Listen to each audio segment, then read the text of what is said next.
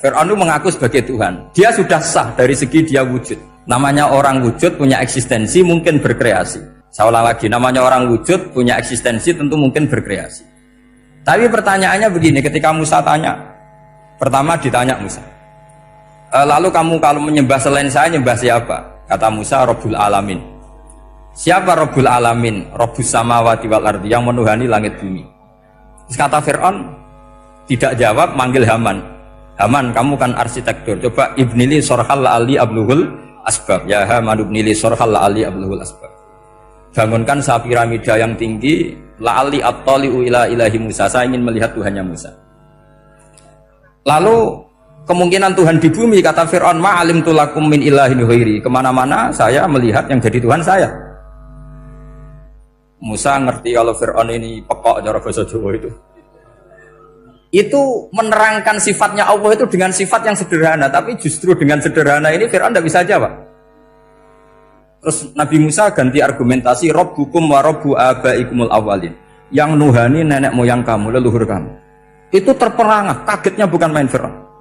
Karena para umatnya, para punggawanya lalu berpikir, kalau ini Tuhan berarti buyut-buyutnya nggak ada Tuhan, kan Tuhannya datang terlambat.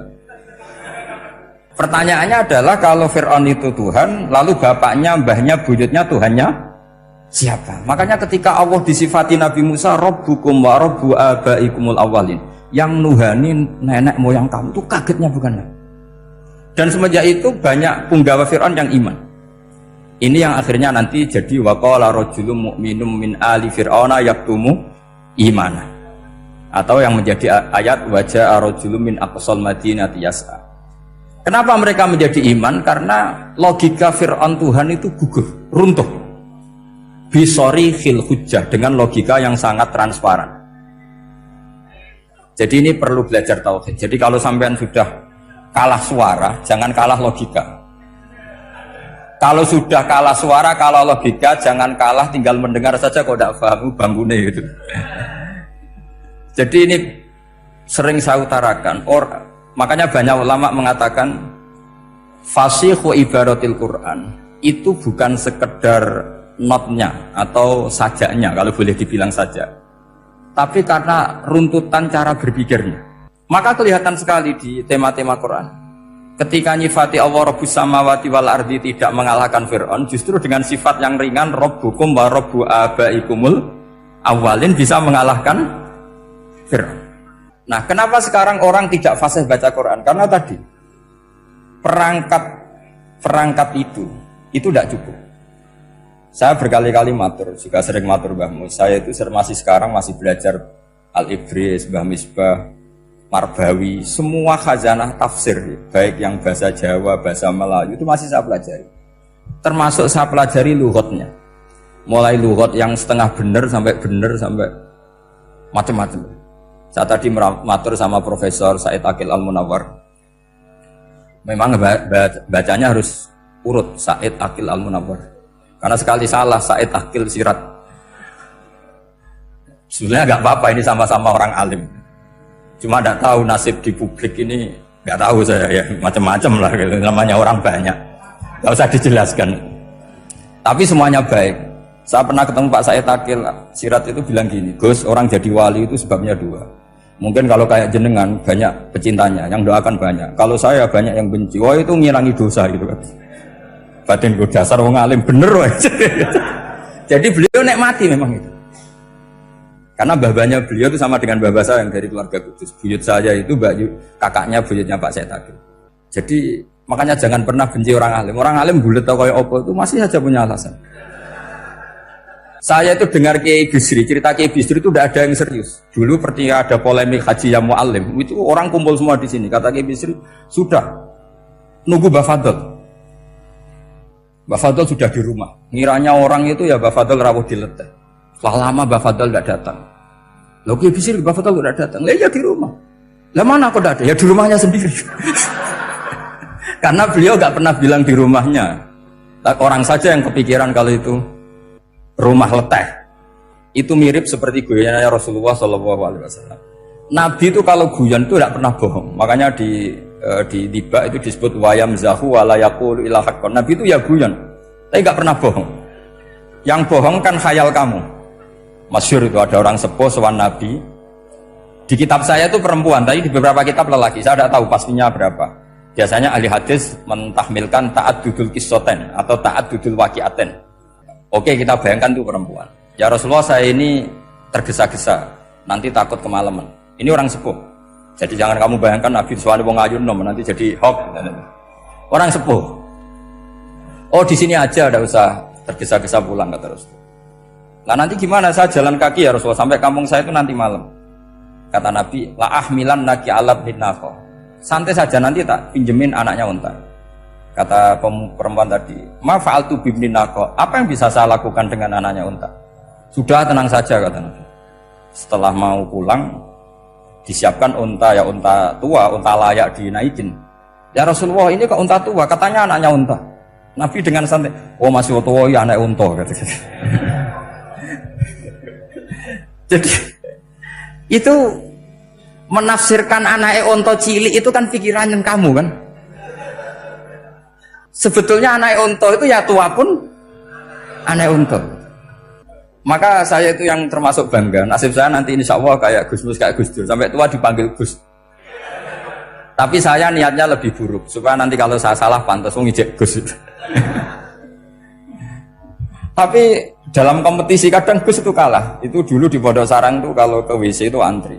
Itu yang di WC didodok supaya cepat keluar. Ayo cepat keluar, saya Gus. Dikira teror Gus itu yang di WC menjadi takut. Yang dalam WC gak kalah, saya malah kiai. Iya. Jadi memang kacau kalau sudah logika itu kacau. Tapi di Ihya kitab yang populer dikaji di pesantren, itu ada babnya. Qadiyat itu pengarang tentang betapa wajibnya takzim sama Rasulullah. Tapi punya bab mizahun Nabi, guyonan-guyonannya Kanjeng. Cuma Nabi seninya tadi wala yaqulu illa haqqan. Meskipun guyon itu enggak pernah bohong, itu butuh seni itu. Bohong apa guyon tapi tidak pernah bohong. Tapi umatnya ada saja yang pernah niru, ya termasuk Ki Bisri tadi. Sudah nunggu Mbah Fadl, sudah di dalam. Ketika ditunggu ternyata ya dalamnya Mbah Fadl sendiri, bukan di dalam apa? Ada seorang raja yang gemar kawin karena orang Arab gemar kawin. Itu setiap ada perempuan cantik ingin dinikah. Nikah itu masih baik, jadi sama ndak usah anti. Soal kamu dengki sama orang poligami itu ya hasud gitu. Yang layak biar poligami asal ada yang mau dan siap-siap ada tambah satu hilang satu. Biasanya. Singkat cerita dia itu cinta sama seorang perempuan. Nah perempuan itu ditanya-tanyakan sama pemuda situ ajudan dia. Gimana saya boleh nikah itu? Jawabannya tadi kaifatang kihuha wa qad ra'aitu qabbalaha rajulun. Kok kamu nikahi gimana? Saya pernah melihat dia itu dicium seorang lelaki. Kamu itu seorang raja, masa nikahi perempuan yang pernah dicium seorang lelaki? Wah itu miso-miso raja. Udah enggak. Saya ini raja muslim soleh, masa nikahi orang yang pernah dicium lelaki? Suatu saat si pemuda ini menikahi perempuan itu. Mantelnya bukan main, karena dia saingan sama raja, gak mungkin menang. Satu-satunya menang itu bikin hoax tadi itu. Ini cerita ini di Ithaf, di sarahnya Ihya. Kamu kira di ini di cerita Alfu Yaumin wa Lailatin Abu Nawas, enggak, ini cerita di Ithaf. Kitab yang sangat sakral karena sarahnya apa? Ihya. Setelah nikah, maki-maki raja. Orang tidak punya harga diri, perempuan pernah dicium orang kok dinikahi. Tadri mandalikar rojul, kamu tahu siapa lelaki itu? Huwa abuha, yaitu bapaknya. Oh terajan wasem, enggak ngerti gitu. Jadi apa? Kiai-kiai dulu itu rileks. Jika saya datang ke sini ketika diminta sama Mbak Mus, sebenarnya nggak diminta, diperintahkan. Karena pasti pakai agak-agak otoriter gitu, karena di atas kita, jauh di atas kita. Mbah Mun guru saja manggil beliau Lek. Karena kita tahu Mbah Mus punya ibu, ibunya itu binti Khalil Harun. Mbah Khalil itu, saya punya manakibnya banyak tentang Mbah Khalil Harun. Jadi beliau itu adiknya Umar Harun. Mbah Umar Harun itu dulu alim-alimnya Ki Sarang, setelah Mbah Ghazali itu Mbah Umar Harun. Termasuk Mbah Khalil Harun yang ngaji sama kakaknya Umar Harun. Setelah beliau alim alama, singkat cerita setelah menyelesaikan pendidikan, pindah ke Kasingan itu dibawain santri oleh kakaknya namanya Umar Harun. Nah, Mbah Harun itu punya istri namanya Mbah Sinto, itu saudaranya Mbah Ghazali. Makanya Mbah Mun manggil Mbah Mus itu Lek, karena Mbah Mun ke Mbah Ghazali itu Mbah Mun Nyai Mahmudah binti Ahmad. Ahmad ini bin Su'aib. Su'aib ini juga menantunya Mbah Ghazali. Terus Mbah Ghazali, berarti Mbah Mun dari Mbah Ghazali generasi kelima. Kalau Mbah Mus kira-kira ya Mbah Mus, Nyai Bisri, Mbah Khalil. Nah, Nyai Sinto ini sudah saudaranya apa? Mbah Ghazali. Berarti Mbah Mun dengan Gus Mus itu kalah satu tokoh di urutan nasab, makanya manggil apa? Lek. Tapi Mbah Mus orang baik, tidak pernah manfaatkan itu. Yang sering manfaatkan Mbah Nawawi itu. Karena pernah sepuh itu, wah sembrono kalau sama saya itu. Saya di mana-mana itu digosipkan murid beliau. Ya saya ikhlas saja. Itu satu-satunya harga diri Mbah Nawawi, ya saya ikhlas. Saya ikhlasnya. Jadi karena memang saya manggil beliau juga memang pernah nyembah. Buyut saya kandung itu namanya Maimunah, itu mbaknya Mbah Dowi. Jadi saya ini juga Bani Lasem. Buyut saya kandung namanya Maimunah, istrinya Mbah Umar bin Arabi. Melahirkan mbah saya sampai ibu saya sampai saya. Saya teruskan. Jadi cobalah Quran itu dibaca secara fasih. Kalau ingin baca fasih caranya gimana? Kamu harus belajar balaghah, belajar lisanul Arab, belajar mantek, belajar logika. Nah, kalau logika itu tidak sampai, cari muhalnya. Ini fatwanya Said Robdon Al-Buti, juga fatwanya semua ulama usul fikih. Saya ulang lagi ya, kalau logika kamu nggak paham, cari sisi muhalnya.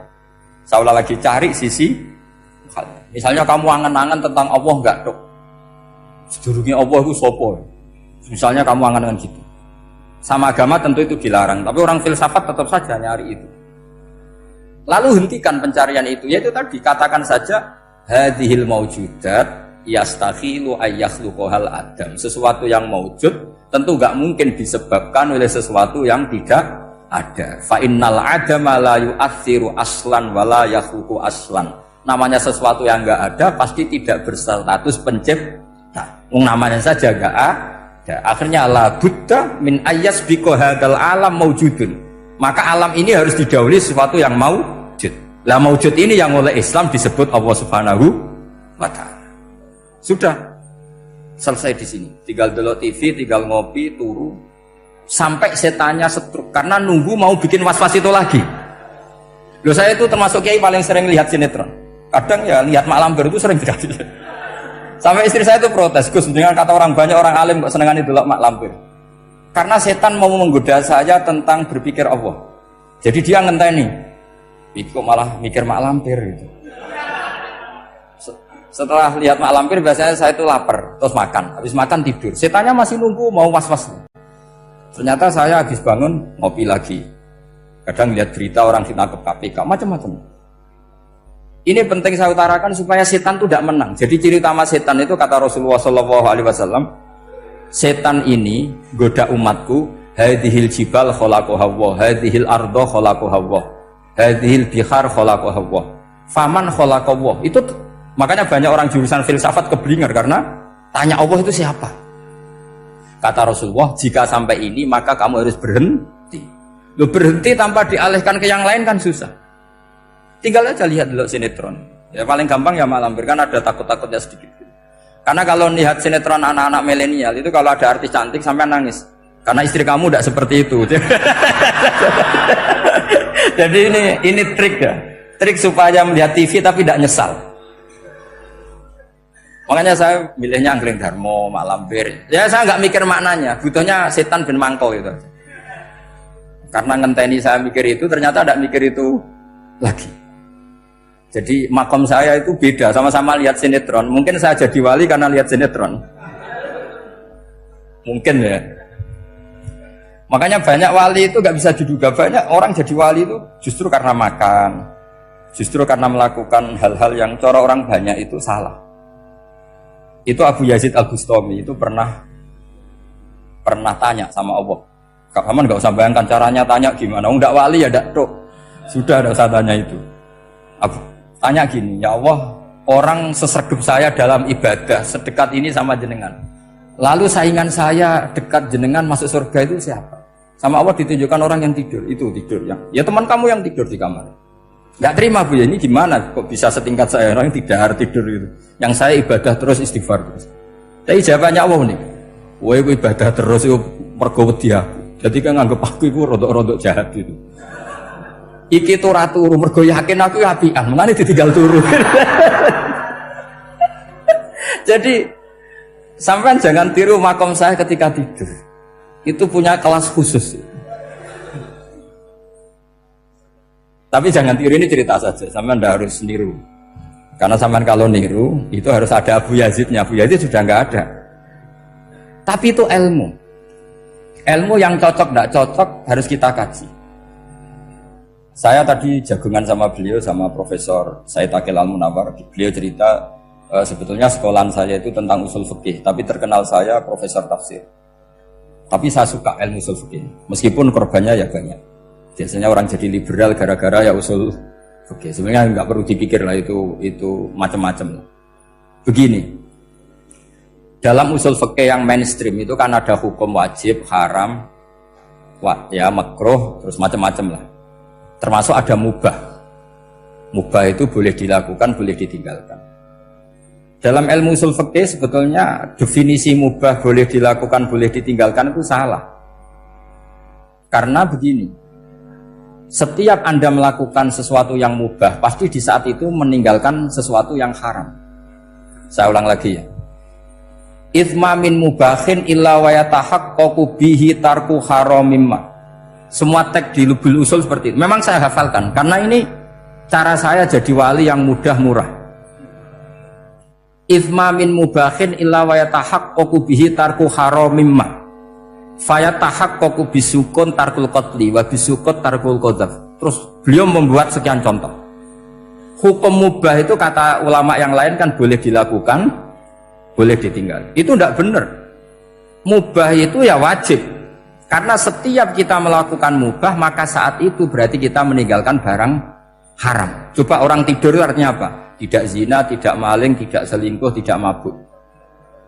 Sampean di pondok nikmati jagungan, rokokan, ngopi. Artinya nikmati rokok, nikmati kopi. Tidak menikmati tontonan di bar. Makanya kita berharap malaikat itu belajar usul fikih sehingga ketika kita rokok di pondok dilihat hada taroka melihat bar, wahada taroka melihat dangdutan, wahada. Jangan sampai malaikat bilang gini, dasar kere rakra delok. Itu repot kalau sampai begitu. Nah, kalau mubah itu artinya tarkul haram. Tarkul haram itu wajib apa sunat? Wajib kan? Berarti setiap orang melakukan mubah hakikatnya melakukan wajib dan itu artinya dapat pahala. Salah sampean ngaji rahatam, jadi ngelakoni mubah itu mengira tetap mubah. Maka berbahagialah orang yang ngajinya khatam. Makanya setahu saya kiai Mbah Mun ya sering guyon. Setahu saya Mbah Mun kalau ketemu Mbah Mus ya guyon terus. Guyonnya ini adalah waminal qutbi kata Imam Ghazali. Qutbu hadaddin al-istilzat bil mubahat. Poros agama ini pada akhirnya adalah nikmati sesuatu yang dibolehkan Allah Subhanahu. Orang itu kalau fasik mau makan siang aja kalau nggak ditemani perempuan cantik nggak bisa makan. Mau jalan-jalan kalau nggak ditemani perempuan cantik nggak bisa jalan-jalan. Kalau kiai-kiai itu enggak. Gujluk-gujlukan gue seneng ira karuan. Dulu terkenalnya Kiai Bisri, Kiai diundang katanya mau ada menteri. Ternyata menterinya ya beliau tidak masak antok di sini. Karena maknanya menteri itu pembantu presiden. Semua kita adalah bantu presiden terlaksananya kedamaian itu. Loh iya kan? Saya berkali-kali ngomong di mana-mana. Apa artinya menteri pertanian kalau kita tidak nanam padi? Mbok pinternya kayak apa tetap nggak ada ketahanan pangan. Sekarang menjadi ketahanan pangan itu rumusnya menteri apa karena petani mau nanam padi? Itu hakikatnya membantu presiden dalam ketahanan pangan. Cuma petani lebih keren karena tidak butuh digaji. Kalau menteri ya keren tapi kurang keren karena masih dapat apa? Gaji. Akeh tunggale lan mikir untuk gaji. Nah petani ndak mikir nggak dapat gaji. Oh, itu keren. Selalu rakyat lebih keren dibanding pejabatnya. Memang gitu aturannya begitu. Aturannya begitu. Kamu saja yang kurang syukur. Jadi rakyat tuh gremeng. Enak jadi menteri. Ya sudah itu hak kamu. Tapi saya tidak berpikir seperti itu. Maka saya ulang lagi. Saya ulang lagi ya. Kenapa saya ngomong seperti ini? Supaya tadi saya sudah bilang, saya sudah nggak menang dalam suara, harus menang dalam logika. Karena ini audisi, ini audisi. Di kabar Mbah Mus, nanti yang menang siapa tidak tahu saya. Tadi Pak Mu'ad, sekarang saya, kemarin Gus Zobur nggak tahu saya. Nanti masuk nominasi apa nggak tahu. Begini, kalau artinya fi'lul mubah itu tarkul haram, saya ulang lagi. Kalau fi'lul mubah itu artinya tarkul, maka mubah ini spesial sespesialnya. Sehingga Allah kadang ngendikan sederhana sekali. Wa min ayatihi manamukum billaili wan nahar. Termasuk ayatnya Allah adalah kamu ditegur tidur malam hari maupun siang hari. Kalau kamu nggak malam hari, subuh hari, pagi hari, siang hari. Kenapa dihitung wa min ayatihi? Sekarang kalau ada pakar medis, pakar kesehatan bilang, ini kalau kurang istirahat mati, kalau kurang istirahat jantungan. Berarti tidur adalah menghilangkan penyakit jantung. Obat paling mandi dengan orang rutin tidurnya itu masih mandi orang rutin tidur. Kamu beli obat harganya 1 miliar, tapi gak pernah tidur 3 hari, tetap taqabbalallahu minna minkum taqabbal ya karim. Maka yang penting itu obatnya apa tidurnya? Tidurnya yang dibantu obat. Tapi kalau obat tok gak dibantu tidur, masih sakit. Berarti penting mana tidur sama obat? Karena penting tidur wamin ayatihi. Orang kayak sampean sering delok YouTube, delok gambar semacam-macam. Barokah mana dengan tidur? Wong nak melek mripate delok macam-macam. Barokah tidur. Jadi tidur adalah perlawanan terhadap keinginan melakukan haraman. Ya, saya ulang lagi, tidur itu adalah perlawanan terhadap keinginan melakukan keharaman. Jadi kalau mau tidur nyati gini, ya Allah, siap tidak berangan-angan tentang maksiat terus tidur. Itu wamin ayatihi. Jangan kok gak di duit terus ngombe sing akeh ben iso ngantuk. Wah ini tidur yang untuk melawan kemiskinan. Supaya lupa utangnya tidur, lupa kasusnya.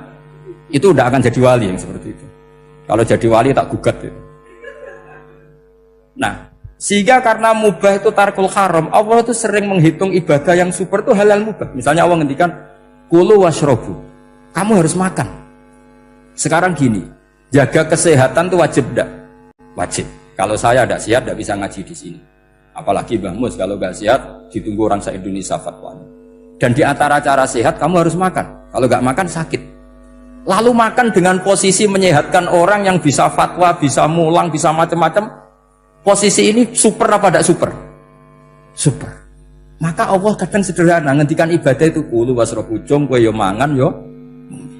Tapi ayat ini menjadi tidak hebat kalau dibaca orang tidak pernah ngaji, tidak pernah ngaji usul fikih. Pangeran piye toh, dirimo ngongkon mangan kowe dikongkokno kulu, wis ora usah ngono ya wis mangan. Rusak Quran kena makna ngono iku rusak.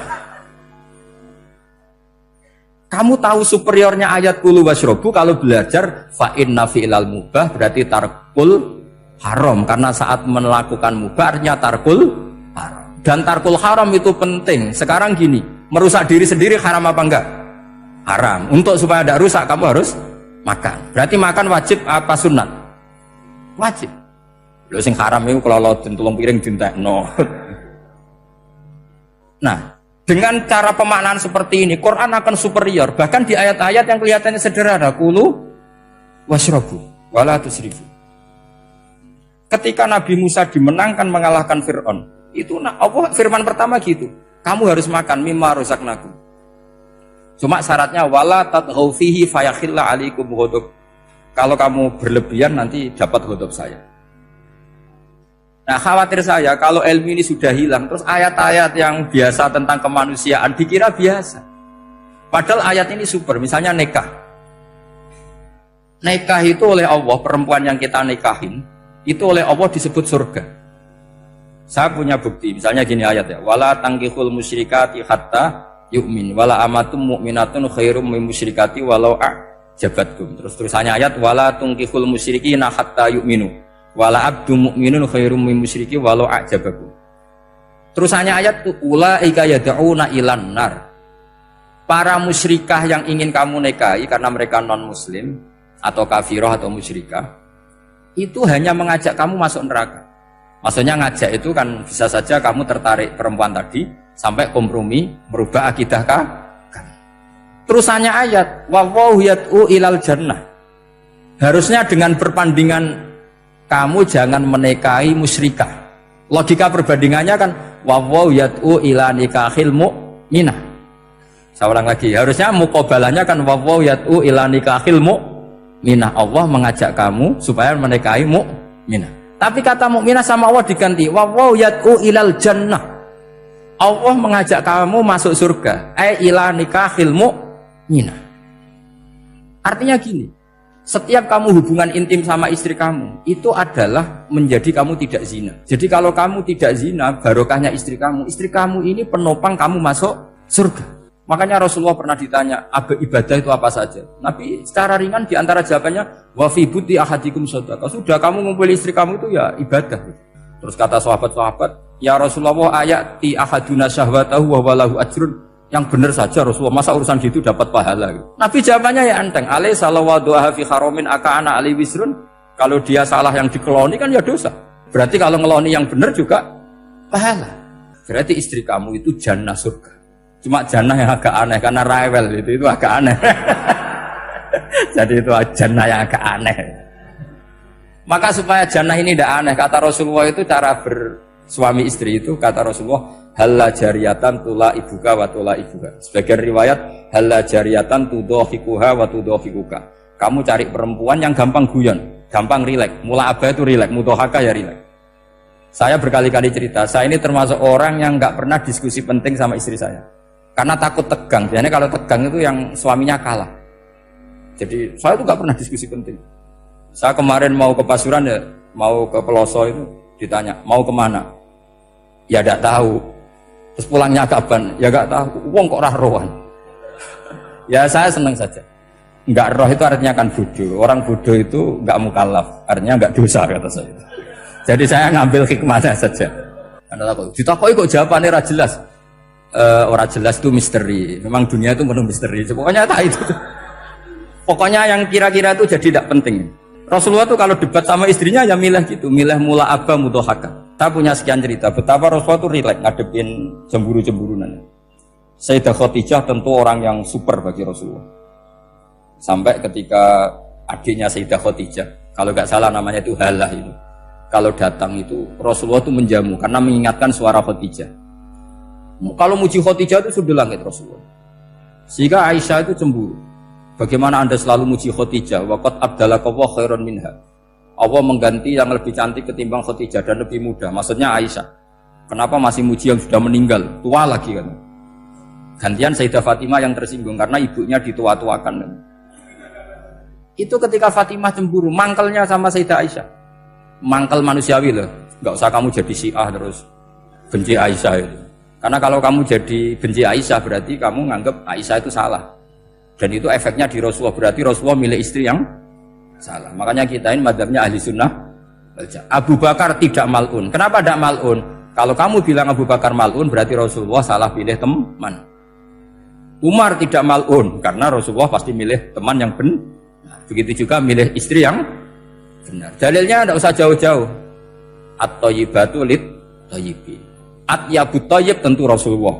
Berarti istrinya pasti thayyibah. Jadi madhab ahli sunnah adalah madhab sing jelas-jelas min baini farthi wa damil labanan khalisan sa'iwal lisyari. Jadi kalau kamu cari logika gampang saja. Nabi itu thayyib, bahkan atyabut thayyib. Padahal kata Allah at-thayyibatu lit-thayyibin. Ya jelas ya. Jadi ini tidak usah dimasukkan hati tentang konfliknya Aisyah dan Fatimah, itu biasa saja. Yang satu bela ibunya, yang satu bela dirinya. Sebenarnya Aisyah itu nggak niat ngiritik Khadijah, ingin diperhatikan Rasulullah saja. Terus ketika Sayyidah Fatimah matur ya Rasulullah saya supaya ngalahkan Aisyah itu gimana? Karena ibu saya sudah meninggal, ya memang cantik dia, muda dia, dan tahu betul orang kalau Nabi itu sangat mencintai Aisyah. Kata Rasulullah bilang gini saja, tetap hebat ibu saya, karena ibu saya dapat Rasulullah rondo untuk Joko. Kowe ayu kaya apa iku untuk duda. Jadi rileks saja Rasulullah. Akhirnya ya semenjak itu enggak ngeritik lagi. Bahaya ini kalau ngeritik. Khadijah itu kan sudah umur 40 tahun. Janda dapat Joko. Aisyah perawan untuk duda. Keren mana? Keren Khadijah. Jadi tidak semua masalah itu Nabi itu menyelesaikan cara ekstrim. Nabi itu biasa mula apa? Santai rileks. Nah, kalau para mbak-mbak ini ingin jadi surga yang enggak aneh, syaratnya jangan rewel, karena di surga itu enggak boleh ada orang rewel. Tapi kalau enggak rewel sementara suami kamu enggak bener, ini namanya goblok. Maka kata Mbak Mun kalau ngijazahi santri-santrinya, "Cung bojomu kudu rewel, enggak ngono fakir," kata Mbak Mun. Tapi santri yang di belakang gremeng, "Iya, Mbah, nak fakir, nak jantungan mati." Makanya sering itu.